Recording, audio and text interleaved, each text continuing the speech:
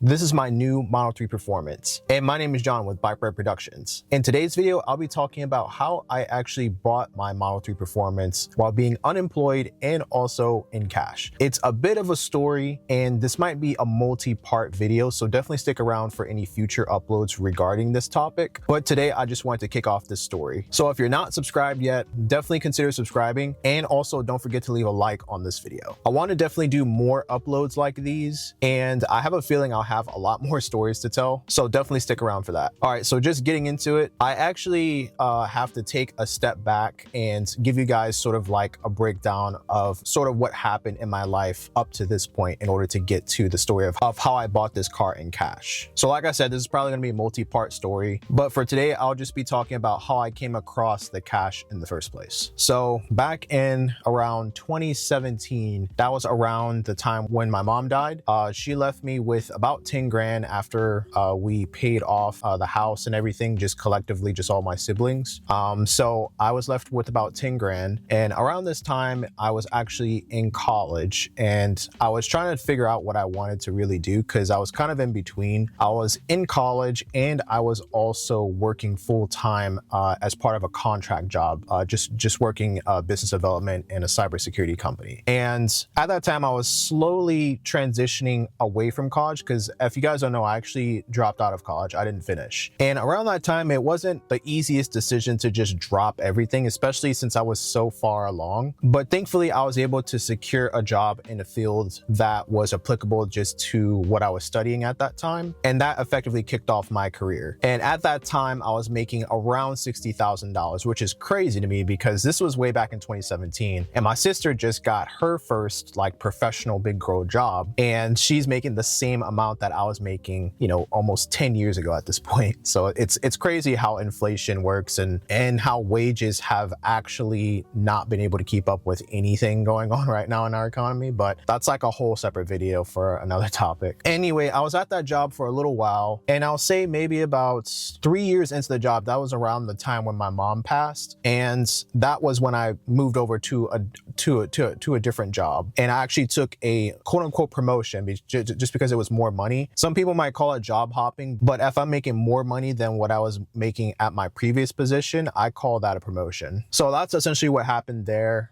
You could say I took a couple of different jobs, or a couple of different opportunities rather, just sort of in the same field. And I'll be honest, I have been pretty stagnant in terms of just my overall tenure, like my overall career. Right now, I have a career in enterprise software sales, and I've tried a couple of different things. I've tried account development, didn't really like it. I've tried marketing, I like that, and I've also tried more stuff on the product side. So if you're in IT, you probably know that people on the product side, they essentially develop and experiment on users to improve the product, and that's something I had exposure to just maybe I think like 2 jobs ago at this point, and I've been trying to get into it just ever since, just learning new things and stuff like that to help me get there. And I really do like that. I like it more than sales actually. So anyway, I digress. Fast forward to, let's just say, around when I got my first house. So what I did with my mom's money, I put it towards a down payment with my first house. This was around 2018, 2019, I believe. And essentially I was able to make payments on that house. I think at that time it was maybe about $1,500 or $1,600 a month for the mortgage. That's not including utilities and all that, obviously. But I was able to make those mortgage payments for about 4 or 5 years until I had to look for another new job. And I'll be honest, sort of the stars aligned at that point because that was around the time when I got laid off the first time in my career. And I was just trying to find a job, and I was a little bit panicky about it just because I had a mortgage at that time and stuff. So this was around the time when the housing market was just absolutely insane. So what happened was I actually ended up selling that house, and I made a pretty good profit on it in terms of equity. And it was in the 6-figure range. That's essentially how I made, you know, the initial money that I used to pay for this car. But this isn't the only, I guess, like money that has come out of that, because essentially what happened was I found a job like maybe a little bit right after I sold the house. And And get this, the guy I sold it to was actually an investor, and he was also willing to rent the house out to me directly. So I was able to stay in the house for another year or two until I inevitably moved back into an apartment, which is where I'm at right now. This all happened within the span of about 3 years. And within that 3 years, and this was actually before I had my apartment, and this was within the year that I was renting the house out, I actually bought 2.5 acres of land in a small town here in Texas. And I had this big dream, right? I had this big dream of putting an A-frame style home on the property. And if you don't know, I'll just like place a picture of it, and I'll also include some pictures of the property so you guys could see that, and also the house, of course. But you can say I had this big dream of just putting this weird looking property. I love the shape of it, and it has like a very open air space, and I was gonna do some big things in there. I already had like content creation in the back of my mind while I was, you know, putting this plan together, and I was just like, man, this could be like the ultimate content house. I could get like friends, we could make stuff together, all this kind of stuff, like big dream stuff. But ultimately, this was around the time when just like materials was like just at an all-time high, and housing and everything was at an all-time high, which in some parts of the world it is, including Texas. So long story short, the land was perfect. We had electricity on the land, and we had water at the street. So we just had to run a water line to the property. It even had its own dirt road, which I had planned to pave with just like blacktop pavement. And I had an idea of just putting the A-frame on the property and also making a guest house later down the road. And after just seeing like the numbers and the budget and everything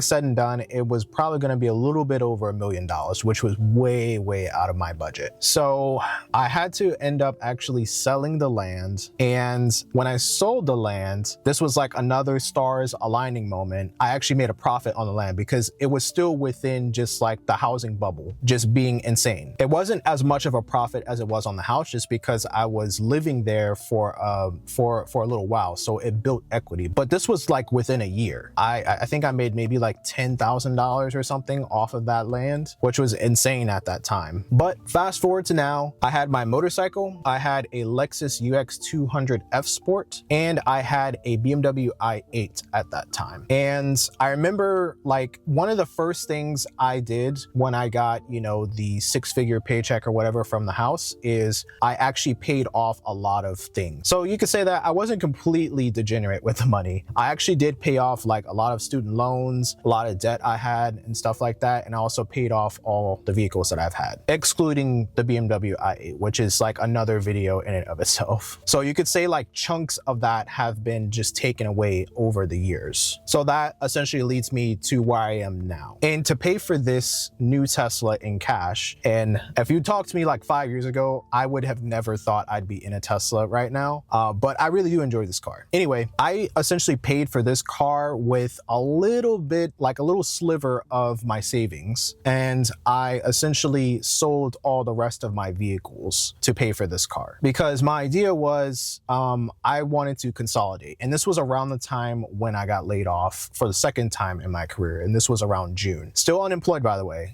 which I'll make an update video around that. And you could say it will be part of just this video as well, just because I already know this video is going to be pretty long. But anyway, sold all of my vehicles, and my idea was just to consolidate down into one and just pay it off, so that way I don't have to owe any bank anything, or I don't have to worry about them just repossessing the car or anything like that. Or God forbid, if I just, you know, find myself out on the streets, I can just sleep in the car and just do some car camping, which definitely is something that has crossed my mind. So if I were to give myself some future advice, and maybe you, if you come across like a large equity position, just in a property or an asset that you have, instead of putting it in your savings account, I would put it into a highly appreciating asset. And I obviously would weigh out the risks as well, and also diversify. That's another big thing. Instead of just like, you know, instead of just buying stuff. Because you could say like, although I didn't like go fully degenerate on the money that I had, one of the things that I could have done better was, instead of just leaving it in my bank account to just gain like 1% interest, I would have just put it into a more appreciating asset, maybe like the S&P 500 or something like that. Just because the money was sitting there for a while.